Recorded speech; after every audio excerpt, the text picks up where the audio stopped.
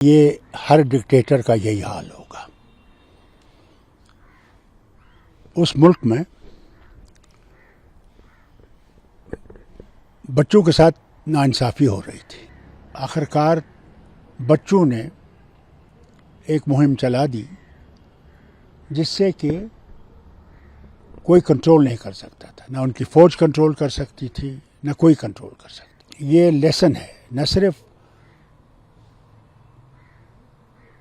بنگلہ دیش کے لیے بلکہ ہر ایک ڈکٹیٹر کے لیے. لوگ ہیں وہ صبر کر سکتے ہیں مگر ایک وقت آئے گا جبکہ وہ صبر کا پیالہ جو ہے وہ اچھل جائے گا. اگر ہم لوگ پڑوسیوں کے ساتھ نیک سلوک نہیں کریں گے اور ہم سب سے بڑے ملک ہیں تو پھر یاد رکھیے گا کہ ہمارے لیے خطرات ہر طرف ہیں. یہ ہر ڈکٹیٹر کا یہی حال ہوگا.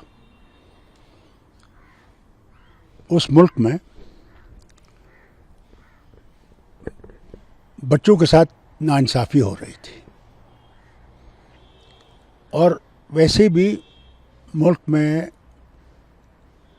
بہت وقت سے بنگلہ دیش میں یہ لگ رہا تھا کہ حالت ٹھیک نہیں ہے. حالت ٹھیک نہیں ہے اور وہاں پہ انریسٹ بہت ہے. ایک تو اکنامی کافی ڈاؤن تھی. اکانومی کے ساتھ ساتھ ان کے اندرونی حالات بھی ٹھیک نہیں تھے اور مجھے دکھتا ہے کہ اس کو آخرکار بچوں نے ایک مہم چلا دی جس سے کہ کوئی کنٹرول نہیں کر سکتا تھا. نہ ان کی فوج کنٹرول کر سکتی تھی، نہ کوئی کنٹرول کر سکتا تھا. اس لیے یہ لیسن ہے نہ صرف بنگلہ دیش کے لیے بلکہ ہر ایک ڈکٹیٹر کے لیے. ہمارے بھی ڈکٹیٹر کے لیے یہ ہے کہ جو لوگ ہیں وہ صبر کر سکتے ہیں مگر ایک وقت آئے گا جبکہ وہ صبر کا پیالہ جو ہے وہ اچھل جائے گا. اور وہی ہوا. اور میں سمجھتا ہوں ایک اور چیز بھی ضرور ہوئی ہے. وہاں پہ بھی اب اسلامک موومنٹ شروع ہو گئی ہے بہت وقت سے. وہاں یہ فیلنگ تھی کہ مسلمانوں پہ جو دنیا میں ظلم ہو رہا ہے اس کے خلاف بھی ایک آواز تھی.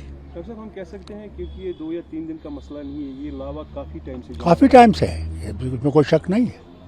یہ لاوا کافی ٹائم سے ہے اور یہ اب عروج پہ آ گیا. There was nothing you could do about it. یہ اس وقت پہنچ گیا، اس وقت اس سمٹ پہ پہنچ گیا جہاں پہ اس کو کوئی روک نہیں سکتا تھا. تو پھر بات یہی تھی کہ اگر یہ وہاں سے فرار نہیں ہوتی تو یہ بھی اس کو بھی مار ڈالتے. اس لیے اس کو زندگی بچانے کے لیے بھاگنا پڑا وہاں سے. کیا وہاں نئی گورنمنٹ بننے کے چانسز ہیں یا وہاں پہ آرمی رول؟ دیکھیے میں سمجھتا ہوں فوج کا رول زیادہ وقت رہے گا نہیں، کہیں رہتا بھی نہیں ہے. ٹھیک ہے پاکستان میں کئی دیر رہا مگر یہاں پہ چینج آئے گی.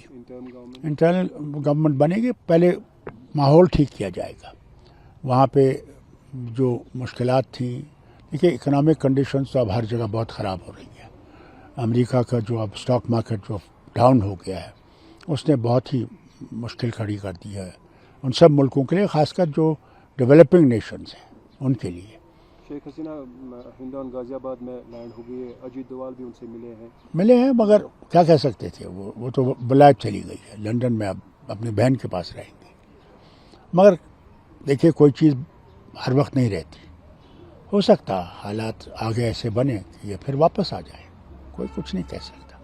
سب آپ کو نہیں لگتا ہے کہ یہ اس طرح کا انسیڈنٹ ہم سب کے لیے ایک لیسن ہے اور ہمیں ان سے یہ چیز بہت کچھ چیزیں سیکھنی ہوگی، جبکہ آپ واحد ایک شخصیت ہے جو ہمیشہ انڈو پاک ڈائلاگ پروسیس کی بات کرتے ہیں. اس سے پہلے کہ خدا نہ خواستہ ہمارے یہاں ایسے حالات ہو، بہتر ہے کہ کچھ اقدام لیے جائے. بالکل صحیح بات ہے، آپ صحیح کہہ رہے ہیں. کیونکہ ہم اب دنیا بہت چھوٹی ہو گئی ہے. اگر ہم لوگ پڑوسیوں کے ساتھ نیک سلوک نہیں کریں گے اور ہم سب سے بڑے ملک ہیں، تو پھر یاد رکھیے گا کہ ہمارے لیے خطرات ہر طرف ہیں. ویسٹرن فرنٹ پہ بھی ہمارے سے خطرات ہیں، اب ایسٹرن فرنٹ پہ بھی خطرات شروع ہو گئے ہیں. نیپال کے ساتھ بھی ہمارے کوئی زیادہ حالات ٹھیک نہیں ہیں.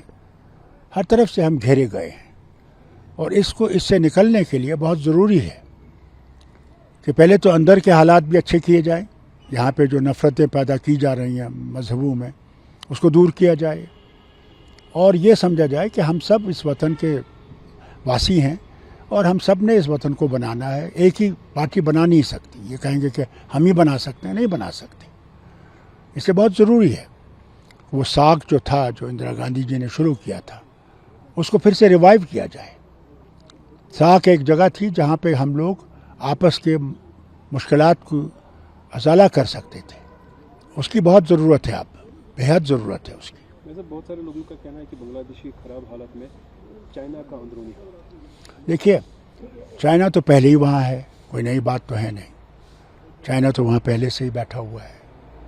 ہمارے ویسٹرن فرنٹ پہ بھی چائنا بیٹھا ہوا ہے، نیپال میں بھی چائنا بیٹھا ہوا ہے. کہاں نہیں چائنا ہے؟ ہم تو چائنا سے بالکل گھیرے ہوئے ہیں.